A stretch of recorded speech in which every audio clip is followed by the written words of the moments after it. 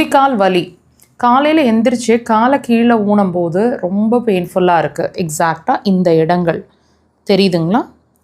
பின்னாடி அந்த ஹீலு, இந்த சைட் கீழே அடியில் பாதங்கள் எல்லாமே ரொம்ப பெயின்ஃபுல்லாக இருக்குது.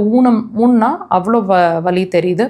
ஒரு 10 ஸ்டெப்பு 10 நிமிஷம் அப்படிங்கிற மாதிரி நடக்கிற வரைக்குமே அந்த வலி ஃபீல் பண்ணுறோம். அதுக்கப்புறம் அந்த வலி இல்லை. அல்லது கண்டினியூஸாகவே வலி இருந்துகிட்டே இருக்குது. அப்பப்போ தான் ஃப்ரீயாக இருக்கேன், கண்டினியூஸாக கொஞ்சம் நேரம் நின்னாலே சேர்ந்தாப்பில் குதிக்கால் வலி வந்துடுது அப்படின்னு ஃபீல் பண்ணுறீங்கன்னா இந்த பாயிண்ட் ரொம்ப பவர்ஃபுல்லான பாயிண்ட்டுங்க. லொக்கேஷன் பாருங்கள், எக்ஸாக்டாக மார்க் பண்ணியிருக்காங்க. குதிக்காலில் தெரியுதுங்களா? நீங்கள் கால் வலி ஒரு காலில் இருந்தாலும் ப்ரெஷர்ஸ் ஆனால் 2 கால்களையுமே அதே இடங்களில் கண்டினியூஸாக ப்ரெஷர்ஸ் கொடுக்கணும். ப்ரெஷர் எப்படி இருக்கணும்னா, உடன் இன்ஸ்ட்ருமெண்ட்ஸ் வச்சுருக்கீங்கன்னா டீப்பாக இருக்கணுங்க. ப்ரெஷர் விரல்கள்னால் நல்ல டீப்பாக இந்த மாதிரி ஆள்காட்டி விரலை வச்சு ப்ரெஷர் கொடுக்கணும். நான் சொன்ன மாதிரி 2 கால்கள்லையுமே ப்ரெஷர்ஸை கொடுங்க.